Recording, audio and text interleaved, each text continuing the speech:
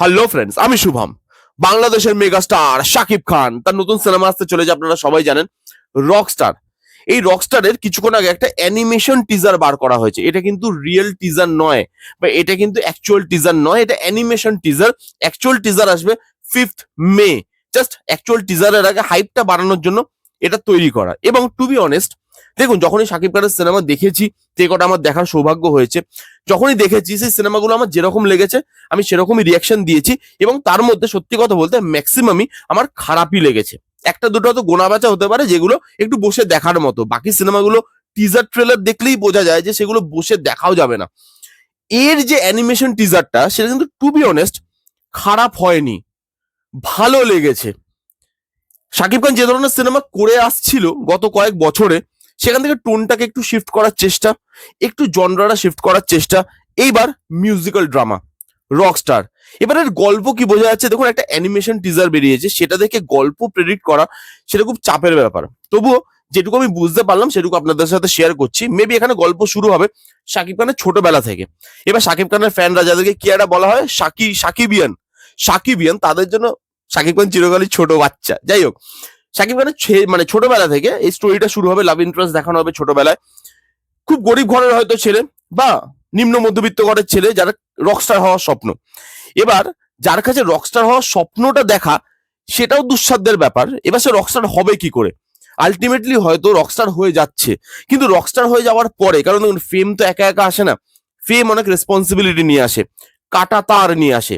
এবার এগুলোর সঙ্গে একটা সাধারণ ছেলে কিভাবে ডিল করছে, তার যে ফেম সেটার সঙ্গে কিভাবে ডিল করছে, লাভ লাইফ সেটার সঙ্গে কিভাবে ডিল করছে, এই যে লাইফটা চেঞ্জ হচ্ছে তার সঙ্গে কিভাবে ডিল করছে, এটা নিয়েই বোধহয় গোটা সিনেমাটা হবে।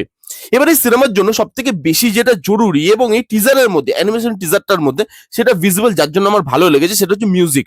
রকস্টার থিমটা হচ্ছে মিউজিক্যাল ড্রামা। তো আপনি যদি সেখানে আপনার বিজিএম বা মিউজিক ভালো না হয়, সিনেমাটা প্রথমেই পড়ে যাবে। বাট এখানে এখানে যে বিজিএমটা ইউজ করা হয়েছে টিজারটার মধ্যে, সেখানে বিজিএমটা ভালো, পাওয়ারফুল। পুরো অ্যানিমেশনের যে জিনিসটা দেখাচ্ছে, সেখানে একটা রেড টোন ব্যবহার করার চেষ্টা করা হয়েছে, রেড টোন মেনটেন করে রাখার চেষ্টা করা হয়েছে, যেটা খারাপ লাগছে না দেখতে। অ্যানিমেশনের যে ট্রানজিশন গুলো, সেগুলো ভালো লাগছে। অ্যানিমেশনটা দেখতে খুব কাঁচা হাতের অ্যানিমেশন বা খুব লো কোয়ালিটির অ্যানিমেশন সেটা মনে হচ্ছে না। এই সব জিনিসের জন্য এই টিজারটা কিন্তু খুব খারাপ লাগেনি। দেখুন, বাকি সিনেমার প্রতি যেরকম আমার এক্সপেকটেশন থাকে না একদমই, বিশেষ করে শাকিব খানের, এর জন্য আমি গালাগালিও খেয়েছি, আমি আগেই বললাম। কিন্তু এই সিনেমাটার থেকে এক্সপেকটেশন একটু হলেও রাখছি, কারণ এই যে অ্যানাউন্সমেন্ট টিজারটা বা অ্যানিমেশন টিজারটা, ওটা ভালো লাগছে, বিজিএমটা ভালো। রকস্টার, দেখা যাক এই রোলটা শাকিব খান কিরকম ধরনের বা কিরকম ওয়েতে প্লে করে, শাকিব খানকে নতুন লুকে কিরকম লাগে দেখতে, তার পারফরমেন্স, তার লাভ লাইফ, তার লাইফে অনেকগুলো শেড থাকতে চলেছে মেবি, যখন সে গরিব থাকবে অথবা যখন সে রকস্টার হবে না, তার আগের লাইফ, তার পরের লাইফ, এই দুটো লাইফের যে দুটো শেড, এই দুটোকে কি করে পারফরমেন্সের মধ্যে ফুটিয়ে তোলে। দেখুন, আমি সবসময় বলি এটা আপনাদেরকে, যে শাকিব খান পারফর্মার যে খুব খারাপ তা কিন্তু নয়, কয়েকটা সিনেমাতে সে কিন্তু খুব ভালো পারফর্ম করেছে। খুব খারাপ পারফর্মার সেটা কিন্তু আমি বলতে পারবো না। অনেকে বলে না যে ভাই রোস্ট করতেই হবে, সেই জন্য সবকিছুই খারাপ, সেটা কিন্তু সেরকম রিভিউয়ার আমি নই। আমার যেটা জেনুইনলি খারাপ মনে হয় সেটাই খারাপ বলি। তো শাকিব খান যে খুব বাজে অ্যাক্টর সেটা কিন্তু নয়, কিন্তু তার যে প্রেজেন্টেশনটা, যেভাবে মানুষ তাকে দেখে এসছে, তাকে এখনো সেভাবেই প্রেজেন্ট করা হয়।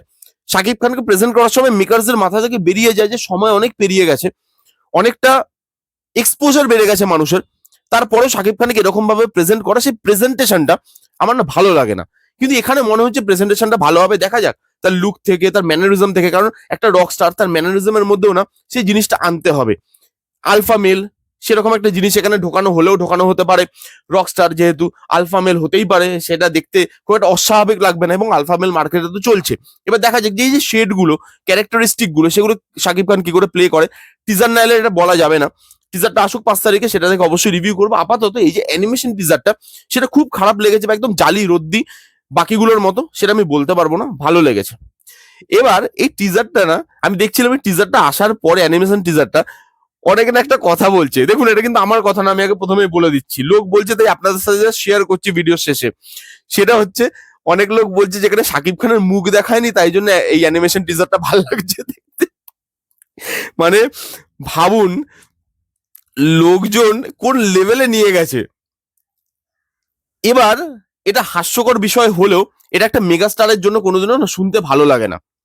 তো যদি শাকিব খানকে এই ইমেজটা চেঞ্জ করতে হয়, এই সিনেমাটা ওয়ার্ক করাটা এবং এই সিনেমাটা ভালো হওয়াটা খুব জরুরি। দেখুন, শাকিব খানের নামে বাংলাদেশে ম্যাক্সিমাম সিনেমা তো ওয়ার্ক করেই যায়। শাকিব খান আছে, তার মানে জালি সিনেমা লোক গিয়ে বিশাল বিশাল বক্স অফিস মানে জেনারেট করে দেয়, কিন্তু বক্স অফিস আর ভালো সিনেমা দুটোর মধ্যে আকাশ পাতাল তফাৎ। এই সিনেমাটাকে ভালো সিনেমা হতে হবে, তবে গিয়ে যদি এই হাস্যকর জিনিসগুলো মানুষ বলা বন্ধ করে। এটাই ছিল আমার রিয়াকশন এই অ্যানিমেশন টিজারটা দেখার পরে। কারা কারা দেখেছেন, আপনাদের কিরকম লেগেছে কমেন্ট করে জানান। যারা যারা এখনো পর্যন্ত দেখেননি, যান গিয়ে দেখতে পারেন। কেমন লাগলো রিভিউটা জানাতে ভুলবেন না। ভালো লাগলে please give Thums up, like করবেন, কমেন্ট করবেন, শেয়ার করবেন, চ্যানেলটাকে মাস্ট সাবস্ক্রাইব করবেন। দেখা হচ্ছে নেক্সট কোনো ভিডিওতে। ততক্ষণ bye bye, take care and be safe.